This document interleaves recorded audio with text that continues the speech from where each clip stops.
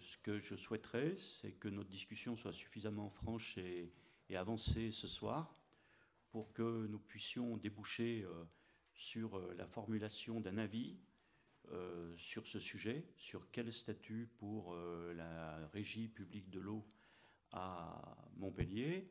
Eh bien, j'aimerais que cette discussion débouche sur un certain nombre de points qui me permettraient de rédiger un avis que je vous enverrai à tous et qu'ensuite on serait amené à acter ensemble si on en est d'accord. Donc voilà un petit peu le point, disons le plat de résistance de notre soirée. La rémunération des délégataires a baissé, notamment pour ce qui est de la ville principale, Montpellier. Je crois que Montpellier-Juvignac, c'était ensemble. Voilà.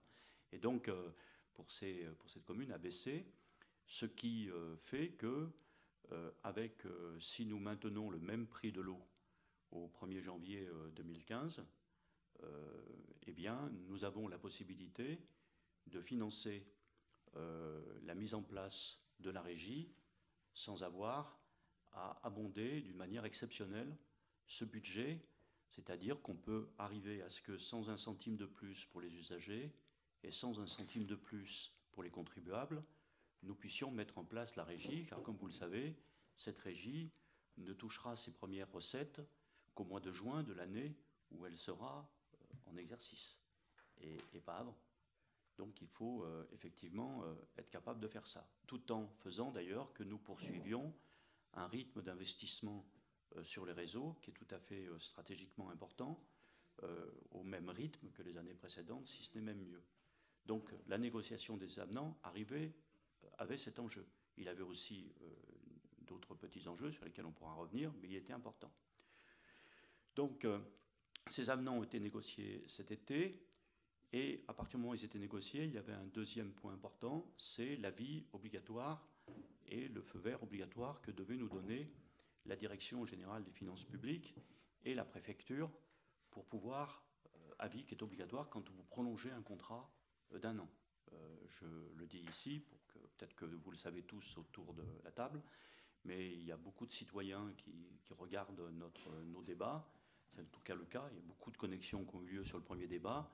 Et je sais que pour beaucoup d'entre eux, cette réunion est un moment où ils apprennent un certain nombre de choses et où une information citoyenne peut être donnée. Donc d'ailleurs, je vous appelle dans vos interventions à ne pas hésiter à approfondir vos arguments, même si vous avez le sentiment qu'en face de vous, vous avez des gens qui connaissent bien le dossier. Cette précision est importante parce que je sais qu'on m'a fait la remarque qu'il y avait des approfondissements que j'étais obligé de faire qui n'avaient pas été faits en réunion. Donc n'hésitez pas à le faire. Donc cet avis est important. Et cet avis, nous ne l'avons reçu que le 7 octobre. Voilà, c'est bien ça, je crois, 7 octobre. Et c'est qu'à partir de ce moment-là que nous pouvions mettre fin, sans aucun risque contentieux, à la procédure de DSP qui avait été engagée le 25 juillet 2013.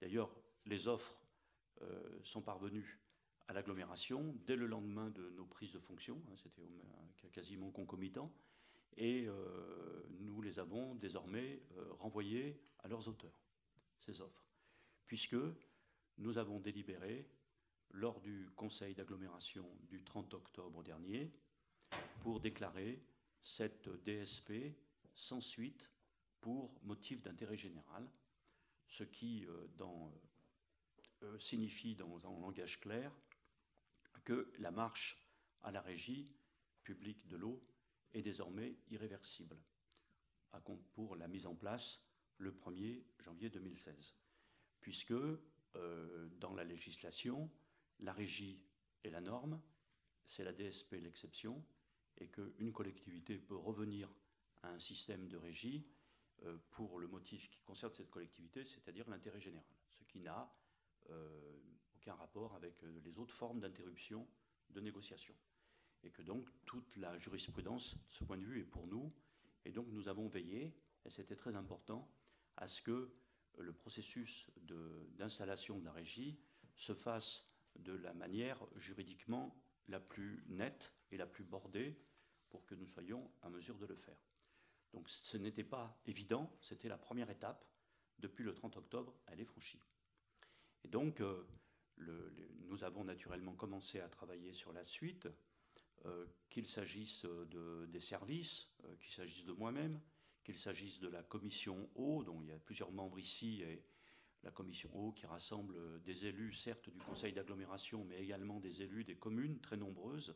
Hein, on est, je sais pas, on doit bien une 25-30 hein, dans cette commission eau. Je n'ai jamais vu de commission aussi nombreuse, personnellement, à l'agglomération, et où les gens sont très attachés à ces réunions, et ils viennent, et la dernière a duré 3h30, qui prouve qu'il y a un intérêt vif des élus. Donc on a continué à travailler. Il y a aussi pas mal de citoyens, de choses qui se sont exprimées dans le débat public, et c'est important. Et nous allons maintenant nous engager dans la deuxième étape. Et cette deuxième étape, elle comporte deuxième étape immédiate. Hein, il y en aura d'autres après au cours de l'année 2015. Comporte premièrement 2 enjeux. Premièrement, le recrutement effectif du futur directeur de cette régie, qui pour le moment est je sais pas comment on appelle ça, chef de projet, c'est ça? Voilà, un chef de projet, puisque la régie n'existe pas encore, on ne peut pas élire un directeur, mais qui sera le futur directeur. Et ce recrutement a eu lieu, et cette personne, il est acté, il est fait, on n'est pas dans l'attente d'une réponse de quelqu'un, c'est acté, et on vous le présentera lors d'une prochaine séance du comité citoyen où il assistera. Il prendra ses fonctions officiellement, même s'il est déjà, comment dire, branché sur toute l'activité. Il ne branchera officiellement qu'au mois de février de l'année prochaine. Nous sommes engagés aussi, puisque l'annonce a été faite, dans le recrutement d'un directeur administratif et financier et dans le recrutement d'un directeur des ressources humaines. Ce recrutement aura lieu dans le mois qui vient. Voilà, il sera engagé dans le mois qui vient. Donc, c'est le premier enjeu, voilà, pour que les choses se mettent en place. Et le deuxième enjeu, c'est celui qui concerne, je parle des enjeux immédiats, il y en a d'autres, c'est celui qui concerne notre débat de ce soir. C'est quel statut, et à partir de quel statut, quelle organisation mettre en place pour que cette régie corresponde à la fois à nos exigences d'efficacité, de transparence, de démocratie, et comment on le fait. Donc c'est un peu le débat que nous allons, l'essentiel de la soirée. Voilà les informations officielles, au point où on en est aujourd'hui, de ce qui a été fait. Je suis très content que cette première étape ait pu être franchie. C'était loin d'être évident.